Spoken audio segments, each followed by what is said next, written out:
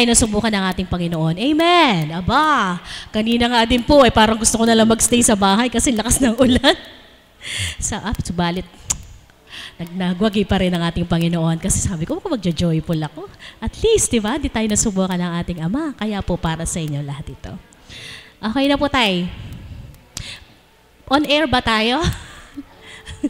Okay, hi po. Hi po sa inyong lahat. Mahal na mahal po tayo ng Ama. Uy, yung lyrics pag nakalimutan ko.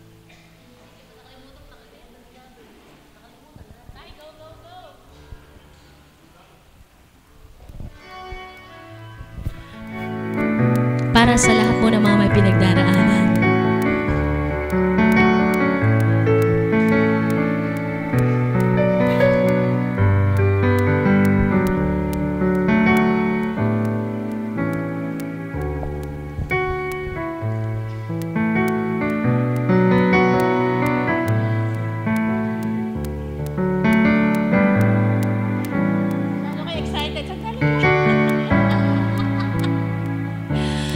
Isip mo'y litong-lito sa mga panahong nais mong maaliw. Bakit pa? Taas tayo eh. Baba mo konti. Live na live tayo eh, no?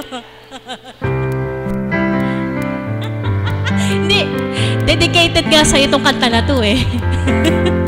Di ba, Apo? Para sa'yo to. Laban! Mo'y litong-lito sa mga panahong nais mong maaliw. Bakit pa pumapalakit ang iyong mundo? Ginagalawan ang buhay ay sadigang kaniyan. Suliranin di mapigilan, itanim mo lang sa iyong puso. Kaya bayahan pagkabigo halinlangan, gumagulo sa isip.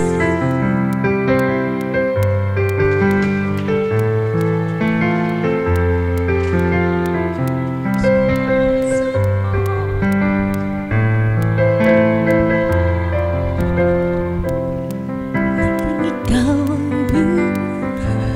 sabi ko yung lyrics.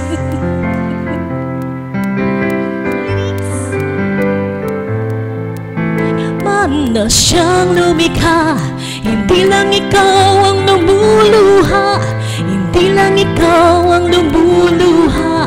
Pasakit mo'y may katapusan, kaya bayahan pagkabigo ang linlangan, gumugulo sa isipan. Mga pagsubok lamang yan, huwag mong itigil ang laban, huwag mong isuko ang iyong labanan. Ikaw lamang ang may madilim na kapalaran. Bakit pa bumapalakid ang iyong mundo? Kinakalaman ang buhay ay sadyang ganyan. Sulit itanong mo lang sa iyong puso. Kaya bayahan pagkabigo alinlangan, gumugulo sa isipan. Mga pagsubok lamang yan, huwag mong itigil ang laban, huwag mong isuko ang iyong labanan, huwag mong isuko ang iyong labanan. O, diba? Natapos din. Hindi ko kasi ma-recall yung lyrics eh. Ayun. Eh kasi live po tayo, di po ba live? Ha? More? Ano pa ba? Ha? Ano pa? Metong pa? Tulog ba Diyos? Eh, kasi mababa yung kanina yung kanina. Medyo. Tasa mo konti. Okay. Ha? Sumunduwe tayo. Muli po ay para sa inyong lahat.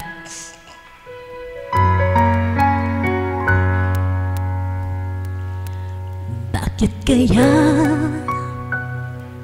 Bakit ka pa naghihintay? Nahimukin pa, pilitin pa ng tadhana. Alam mo na kung bakit nagkakaganyan. Lumulutan, nasasayang ang buhay mo. At iniisip na natutulog pa. Natutulog pa ang Diyos, natutulog pa.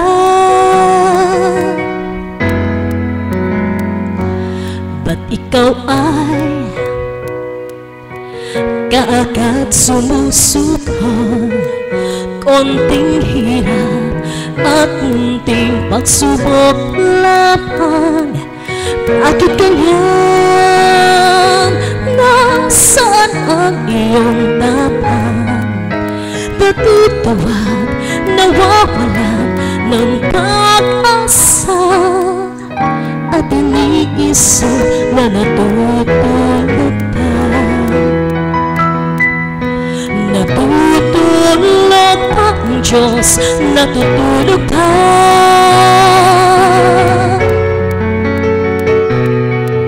Sikapin mo, pilitin mong tipayan ang iyong puso. Tanging ikaw ang huhubog sa iyong bukas. Huwag mo sanang akalaing natutulog pa ang Diyos. Ang buhay mo ay may mapaghalaga sa Kanya.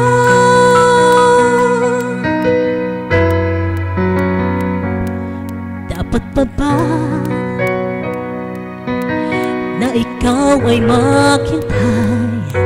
Nahimbukin pa, pilitin pa ng tadhana. Gawin mo na kung ano ang nararapat.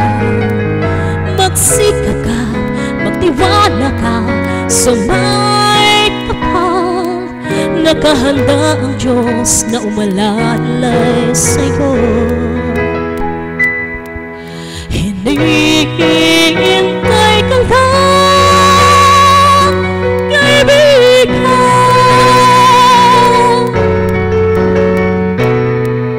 Sikapin mo, pilitin mo, tipagan ang iyong puso. Tanging ikaw ang huhubog sa iyong bukas. Huwag mo sanang akalain natutulog pa ang Diyos. Ang buhay mo ay may mapaghalaga sa Kanya.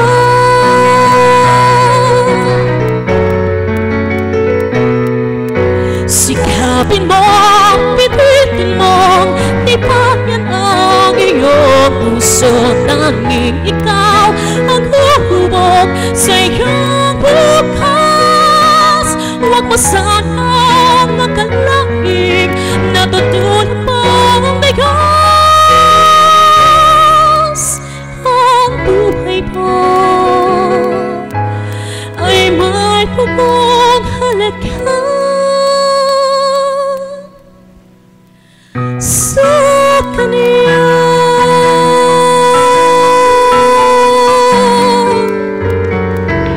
Mahal na mahal tayo ng ating Ama. Kaya kung maghahari ang bilang pagkatao, nakakatamad maglingkod. Subalit, di po ba, ang Diyos pa rin ang naghari sa araw at sa oras na ito, kaya meron tayong gawain sa gabing ito. Maraming salamat po. Maraming salamat, kapatid.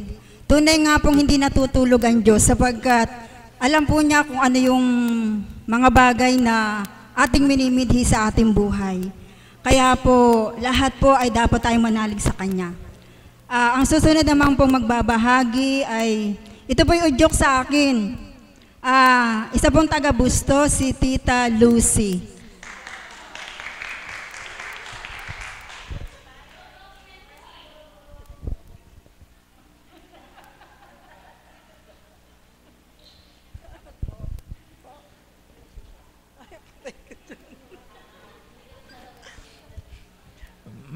Magandang umaga po sa gabing ito. Apo Divine,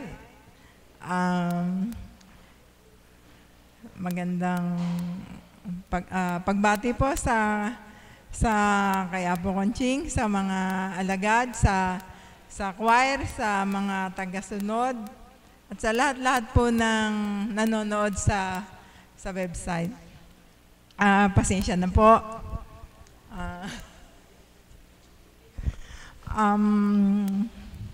Medyo caught unaware po, pero nagpupuri po ako kay Apo Divine Mercy. Sa kanya nagpapasalamat din po ako sa lahat ng mga biyaya na tinanggap namin ng aking pamilya. Sa lahat ng mula nung maging tagasunod po ako. Dahil po kung iisa-isahin ko yung aking mga natanggap na answered prayer, yung pong kumaga sa lahat po ng mga yon, ang natatandaan ko po ay yung noon pong di po ba yung mga kumukuha ng bar.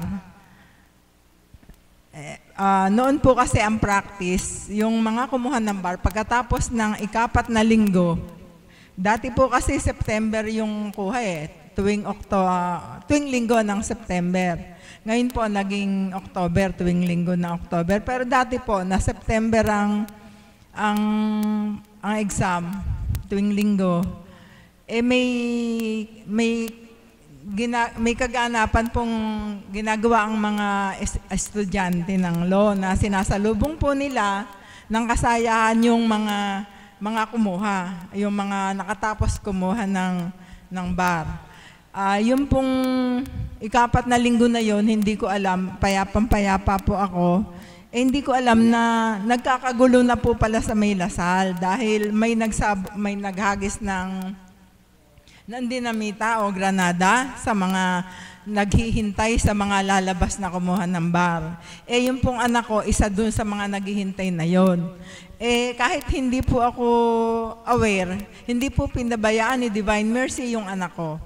At ako, kinikilabutan po ako kasi sabi nga po ng mga kasama niya, malakas siya sa kay Lord. Kasi yung pong mga nakapaligid sa kanya, puro may sugat. Yun nga pong nasa dyaryo lagi na naputulan ng 2 paa. Kasama siya sa naghati doon sa ospital. Yung pong iba ay naharang lang ng bagyong dapat po ganun po ka grabe yung ibang mga katabi niya. Ang nangyari po pala, dahil siya maliit, pinauna siya ng mga kaibigan niya para makita niya yung kaibigan niyang sasalubungin niya. Yung pong inihagis na granada, parang sumabit doon sa streamer, bumalik. Kaya hindi po tumama sa pero walang-wala po sa hinagap ko talaga na ganun kagrabe yung nangyari. At tahimik po ako, hinahanap ko lang dahil 12:00 daw po wala pa. Kaya paulit-ulit po ako nagpapasalamat kay Divine Mercy dahil totoo po yung sinasabi niya na yung mga taga-sunod dito, kahit yung mga kapamilya, hindi pa babayaan. Kaya nananalig po ako talaga. Yun po at yung pong isang bata na yun nga na anak ko, nung pong pinupuntahan ko sa dorm, may lagnat siya, tumawag po ako kay Apo at tinanong ko gagawin. Sinabi po, minom ng mainit na gatas. At yun lang po, magmula nga po nun, hindi nilagnat. Salamat po sa Panginoon. Si Ruby po, kaya po kami nakarating dito. Si Ruby ang aking inihanap ng Lunas dahil nagkaroon po siya ng trauma. Kaya Nakita ba naman po nyo na normal na, wala na po siyang bakas ng dinaanan niyang trauma. Kaya po, marami po akong dapat ipagpasalamat. Lahat po ng mga anak ko, nakapasa sa mga kinuha nilang exam. Ayun, LET. 3 po. Yung pong kumuha ng law na yun, pasado din po sa LET. Kaya 3 po silang pasado sa LET exam, at saka yung pong lalaki, kailan lang nakapasa naman sa civil service, sa professional civil service exam. Mga take 1 lang po yun. Kasi po, pag nagtataas na po si Apo ng banal na aklat, yung pong Bible, at yung mag-uumpisa na po yung pagmemensahe niya, sinasabayan ko po ng hiling. Talaga po sinasabayan ko ng hiling. Oras po na itaas na yung Bible, yung pong hinihiling ko, inuumpisahan ko na rin pong banggitin. Siguro po effective po dahil nakita naman po ninyo na lahat ng hiniling ko. Siguro po may isa pa siyang pagsubok na niya sa akin, hinahanap. Kasi nga po itong mata ko na ito, na patuloy na yung gumaganon po. Pero hindi na po siya lumiliit, tsaka po madalang na. Yun po itinuturing ko na isa pang pagsubok. Pinagbabatapan niya ako. 2006 po kasi, July, nagsimula kami dito. Hanggang ngayon po, madalang po kaming umabsent. At saka noon pong may paghahayo, kung saan po kami nakararating sa malalayong lugar, hindi po alam sa amin. Baka po kung nalaman sa amin, tinalian ako. Kasi po, hanggang sa doon po sa may San Ildefonso, kung may po kami dati, alas 12, alauna. Pero ang nakapagtataka po, ang Hiwaga, talagang kahit na hindi kami matulog pagkaraan ng ganong gawain, hindi namin nadadama yung pagod, yung puyat, yung hirap. Wala po, masigla po kami. Marami pong mga hiwaga na siguro po sa oras na ito hindi ko maisip, pero lahat po, ang masasabi ko, naalala ko po, basta may masakit sa akin, nahawakang minsan ni Apo, burado na po yun. Inaangking ko rin po na yung sinasabi nilang baka may nagbabarang ugat papunta sa puso ko, wala na po yun. Burado na rin po yun. Inaangking ko po na lubos na akong magaling, hindi na po kailangan ng angioplasty. Kung ako man po magpapa-angiogram para may makita lang na wala na pala talaga. Wala na. Ano po, advance happy birthday po sa kinalugdan. Salamat po, maraming salamat po, Apo Divine. Salamat po sa inyo. Maraming salamat po, Tita. Tunay nga po ang lubos na pananalig sa Ama ay bibigay sa inyo. Ang kagalingan po ninyo ay kanyang ipagkakaloob. Buhay po ba ang Diyos? Ang susunod naman po magbibigay ng 2 awitin ay si Nanay Merna.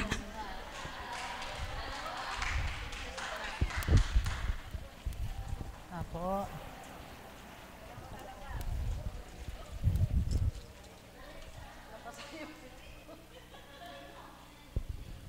Purihin at dakilain ka, Ama. Hambing sa tupang ligaw, talagang kahit nasaan, sabi ko, maawit si Bunso. Anak, kung nasa baba ako, pakatawagin din ako. Sabi ko, bumaba na tayo, tapos na Tita Bunso mo. Nagbabahagi pa. Alam niyo po, napakabuti ng Diyos. Kasi di po ba, last day ng linggo, ng gawain at kahilingan ko po ito sa Panginoon kung maaari, Monday o Sabado. Subalit sa buong linggo. Paano mong hindi papupurihan ng Panginoon, di ba, anak? Ikaw 2, ako kahit 1 lang. At ang awitin pong ito, maaaring hindi angkop sa pagbabahaginan, subalit itong awiting ito ay angkop sa ating lahat kung paano sa unang buhay tayo'y mga ligaw. Hindi natin matuntunan dako ng kabanalan sa pamamagitan ng mahal na Apo na ginamit ng Diyos mag-akay sa atin. Ang iba nating kapatid, natakot kay Luis. Sabi nga ni Mother, naku, mahina yan si Luis, wala na, patay na yan. Kaya, aawitin ko rin ang awiting ito Sapagkat ang awiting ito ay isang awitin na hiniling sa ating kapatid ng Panginoon na awitin sa isang tema na kung saan ay ginamit sa kanilang paaralan at ganoon din naman sa dakong ito ng kabanalan. Kaya po, ang awiting ito ay huwag niyong pagsawaan, paulit-ulit ko mang inaawit. Ito'y para sa ating lahat, kung paano sa unang buhay natin tayo'y nangaligaw. Totoo po ba yon? At tayo'y pininpin ng Panginoon sa dakong ito. Baka po maligaw ang tugtog. Sige na po. Anak, para sa'yo, mapalad ka, mahal ka ng Ama. Kanina, awit din na bigay sa'yo ng Ama. At kahit hindi sa bawat araw ay narito ka, mahal na mahal ka ng Ama.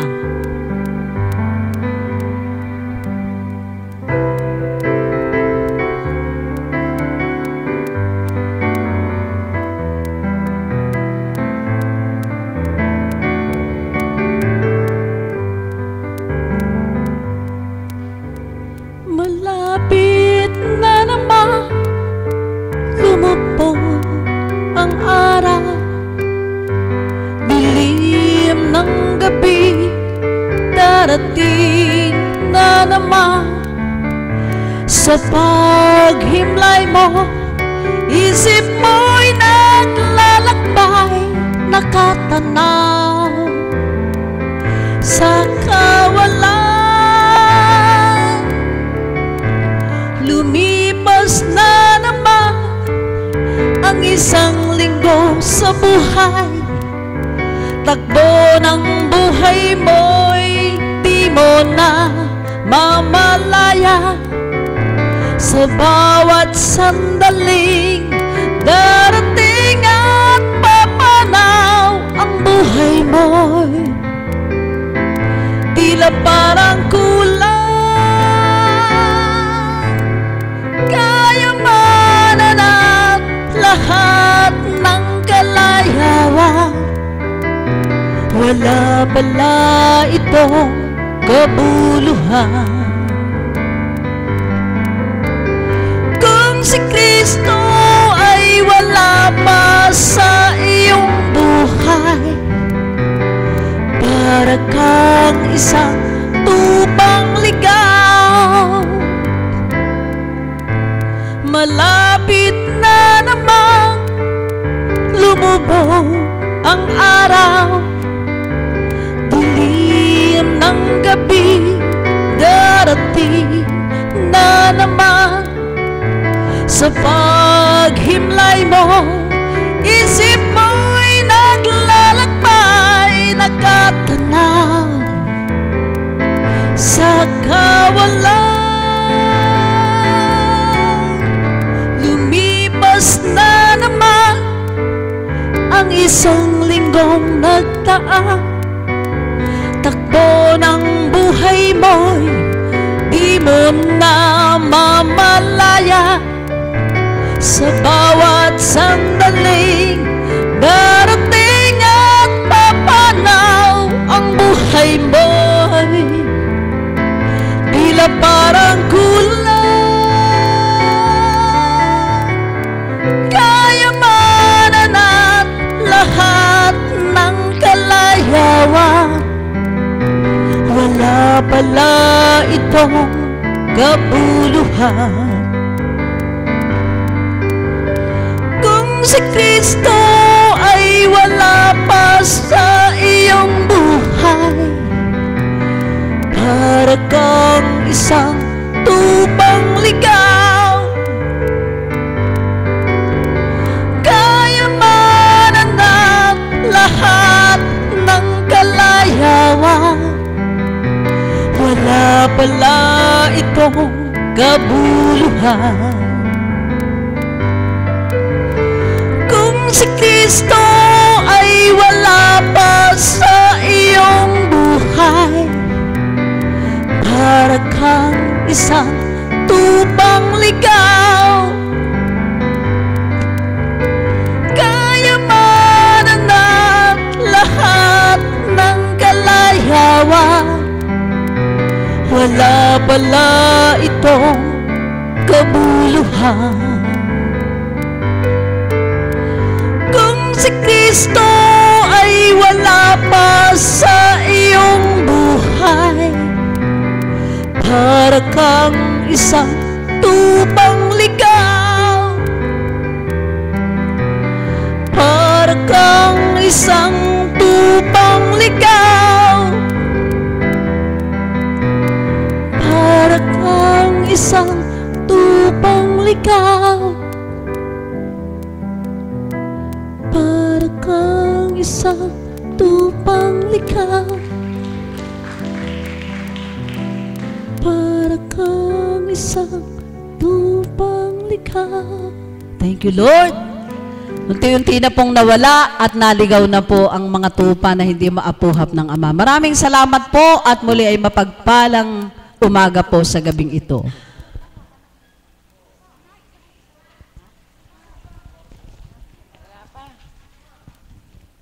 Purihin ka, Ama. Kung paano ang anak kong Anali umaawit na puno ng galak. Hindi ko po maunawaan naman kung siya'y galak na galak, hindi magkaintindihan sa pag-awit o sa sobrang galak sa pag-awit. Ay, ganun din po ako, Ama, sa pagkakataong ito. Ito po yung tema ng isang araw, yung pong tulay. Na sabi ko nga po, kung hindi man kami magkaunawaan, sa tiyempong tinatawag, mauna man ako mahuli, magkikita pa rin sa kaharian ng Ama. Amen po ba? Napakabuti ng Ama sapagkat binibigyang pagkakataon na tayo ay makapag-alay ng awitin. Ito yung tema mo, mahal na kapatid. Muli po ay nais kong ialay ang awiting ito para sa ating lahat, sa ating mga kapatid na walang sawang sumusubaybay through internet at sa atin pong lahat.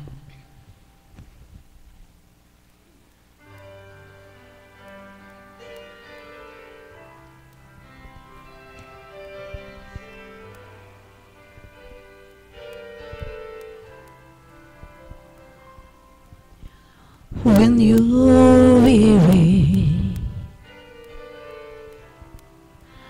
feeling small, when tears are in your eyes, I will dry them all.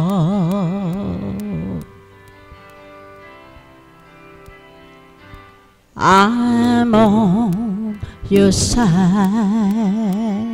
Ooh, when times get rough and the friends just can't be found like a bridge over troubled water. It will lay me down like a bridge over troubled water. It will lay me down.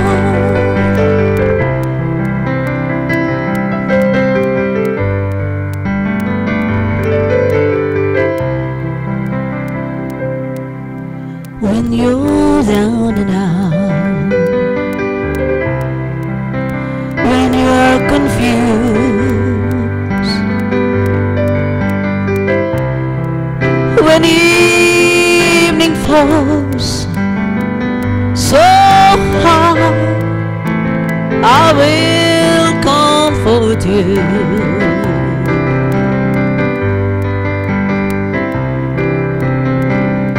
I'll take your part. Ooh, when darkness comes,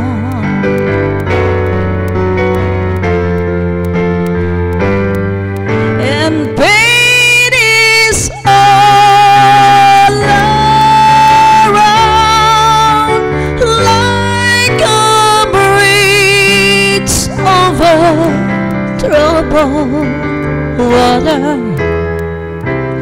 I will lay me down like a bridge over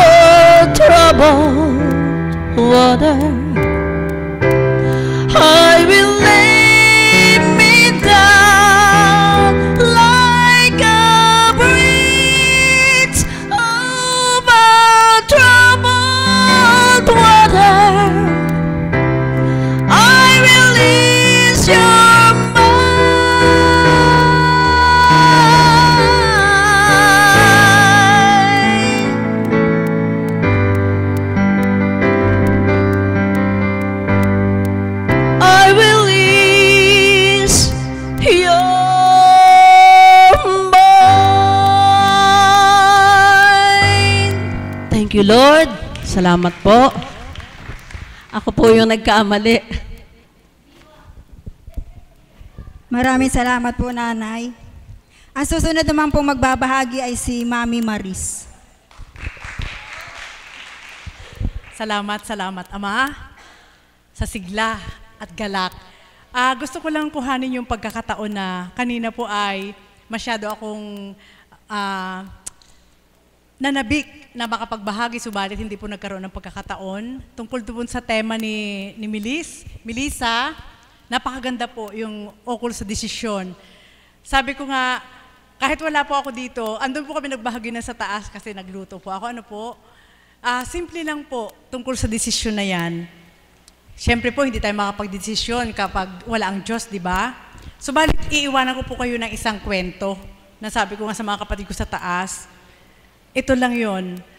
Kapag nagdesisyon ka, kailangan focus lang. Ang Diyos at ikaw. Subalit sa kabila ng pagdedesisyon mo na yon, maraming tukso. Walang pinagkaiba sa ganito. Sabi ko, may isang mag-ina. Yung mag-ina na yon, matanda na yung babae, tapos yung batang babae. Ngayon, sa kahirapan nila, yung malayong lugar ay nilalakad lang nila, kahit payat yung nanay.